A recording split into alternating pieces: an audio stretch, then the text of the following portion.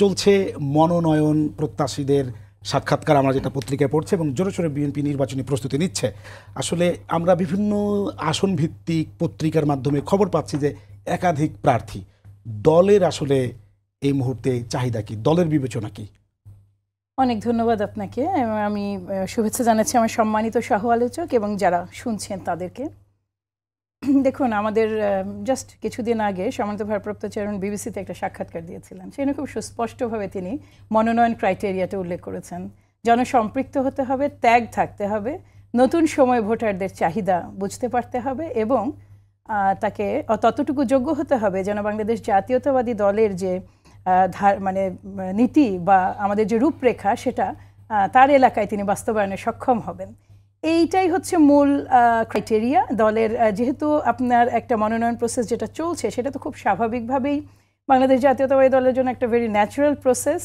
প্রতিটা সিটেই কয়েকজন করে হেভিওয়েট বলতে আমি মিন করছি যোগ্য প্রার্থী আছেন।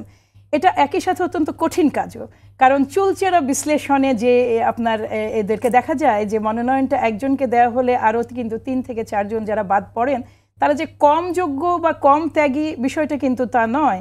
বিষয়টা হচ্ছে যে অনেকগুলো পয়েন্ট বিবেচনা করে যেহেতু মনোনয়নটা দেওয়া হয়, সেই ক্ষেত্রে দেখা যায় যে সবচেয়ে ফিটেস্ট, একটা আসনের জন্য হি দ্য ফিটেস্ট পারসন, যিনি সবচেয়ে যোগ্য সেই আসনটার জন্য এইভাবে দেওয়ার চেষ্টা করা হচ্ছে। ফলে এই যে আমাদের ইন্টারভিউগুলো বা মত বিনিময়গুলো হচ্ছে, সেটা মূলত আমাদেরকে এক ধরনের নির্দেশনা দেওয়া, যে নির্দেশনাটা নিশ্চিত করে যে আগামী মনোনয়ন, যেটা আমরা সম্ভবত এই মাসেই প্রত্যাশা করছি, মনোনয়নের একটা আমাদের যারা মনোনীত হবেন তাদের একটা লিস্ট বা যেভাবেই হোক এক ধরনের ঘোষণা এই মাসে আসবে। আপনারাও শুনেছেন নানা জায়গা থেকে, শিগগিরই, এই মাসে বলতে আমি মিন করছি খুব শিগগিরই আসবে, কোনো টাইম ফ্রেম না বেঁধেই বলছি। তো সেই ক্ষেত্রে যেন যেই প্রার্থী মনোনীত হন তিনি যেন বাকি প্রার্থীদেরও সম্পূর্ণ সহযোগিতা পান। সোজা কথা, এই ক্ষেত্রে কি তৃণমূলের যে বিএনপি রয়েছে তাদের কি আসন ভিত্তিক মতামত নেওয়া হচ্ছে বা তারা আসলে কি চাচ্ছেন? না, ওটা হচ্ছে আমাদের যেন অনেকগুলো যে ক্রাইটেরিয়া, যেটা অনেকগুলো মতামত নেওয়া হয়েছে তার প্রথম এবং একটা দলীয় হচ্ছে আপনার তৃণমূল ভিত্তিক একটা আপনার অ্যাসেসমেন্ট নিয়ে আসা, যেখানে ইউনিয়ন, উপজেলা, জেলা তারা প্রতিটা সিট ভিত্তিক একটা তাদের সুপারিশ জমা দেয়। এই সুপারিশটা চলে আসে কেন্দ্রে। এরপরে এটা হচ্ছে একটা ওয়ে। এর বাইরে আছে আপনার নানা ধরনের সার্ভে, এরপরে থার্ড পার্টি সার্ভে, এর বাইরে ধরুন দেখা যায় যে এলাকার লোকজনদের সাথে র্যান্ডাম যোগাযোগ করা, এমন সব দায়িত্বপ্রাপ্ত ব্যক্তি, তাদেরকে কোনো মনোনয়ন প্রত্যাশীরা চেনেন না।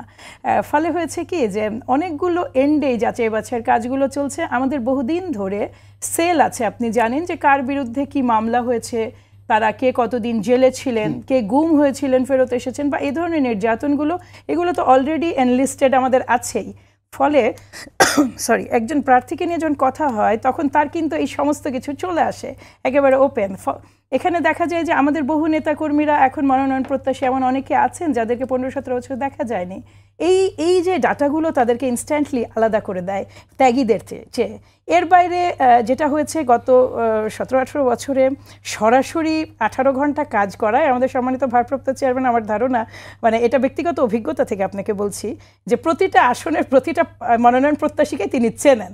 এর বাইরে যে ইনফরমেশনগুলো এক জায়গায় করার পর আমাদের স্থায়ী কমিটি আছে, যেমন এটা তো স্লোলি উঠে যায় আপনার সাংগঠনিক ধারা অনুযায়ী, এটা যেয়ে তারপর স্থায়ী কমিটির টেবিলে পৌঁছায়, এরপরে তখন ওই ডিসকাশনটা হয়। বা অনেকেই এরকম বলেন যে এবার বিএনপির একক প্রার্থী চূড়ান্ত করতে অনেকটা বেগ পেতে হবে, অথবা বিদ্রোহী প্রার্থী এরকম অনেকাংশে যদি হয়, সেক্ষেত্রে হচ্ছে যে বিএনপি এবার ফলাফলের ক্ষেত্রে কিছুটা কোনো আসনের ক্ষেত্রে তারা হচ্ছে যে বিএনপির নেগেটিভ হতে পারে, এরকম এক ধরনের বিশ্লেষণ হচ্ছে।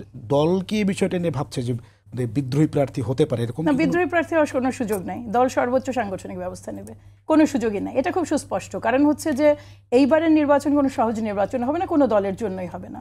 সেটা শুধু বাংলাদেশ জাতীয়তাবাদী দল নয়, আপনি যতগুলো দল নির্বাচনে অংশ নেবেন কারো জন্যই এই নির্বাচন সহজ হবে না। ফলে সহজ হবে না বলতে আমি মিন করছি যে দেখুন, যেই দেশে সত্যিকার অর্থে গত কয়টা নির্বাচন বলবো, আপনি যদি 14 ধরেন, আপনি 18 ধরেন, আপনি 24 ধরেন, ইভেন তার আগে যে 8-এ যে নির্বাচনটা হলো, এগুলো সবগুলো হচ্ছে সিরিয়াসলি প্রশ্নবিদ্ধ নির্বাচন। ফলে যেটাকে একেবারে মোটামুটি পার্টিসিপেটরি এবং মোটামুটি মানে ফেয়ার, মোটামুটি আমি পুরোটাই বলছি না, মোটামুটি ফেয়ার ইলেকশন এই জাতি দেখেনি আজকে বহু বছর। 6.5 কোটি ভোটার, 35-এর নিচে ভোটার, 6.5 কোটি ভোটার এবার প্রথমবারের মতো ভোট দিতে যাচ্ছেন। এটা কিন্তু কোনো স্পেকুলেশন দিয়ে আপনি এটাকে মিলাতে পারবেন না, যেহেতু আপনার টোটাল 12.5 কোটি ভোটারের মধ্যে 6.5 কোটি ভোটার প্রথমবারের মতো ভোট দিচ্ছেন।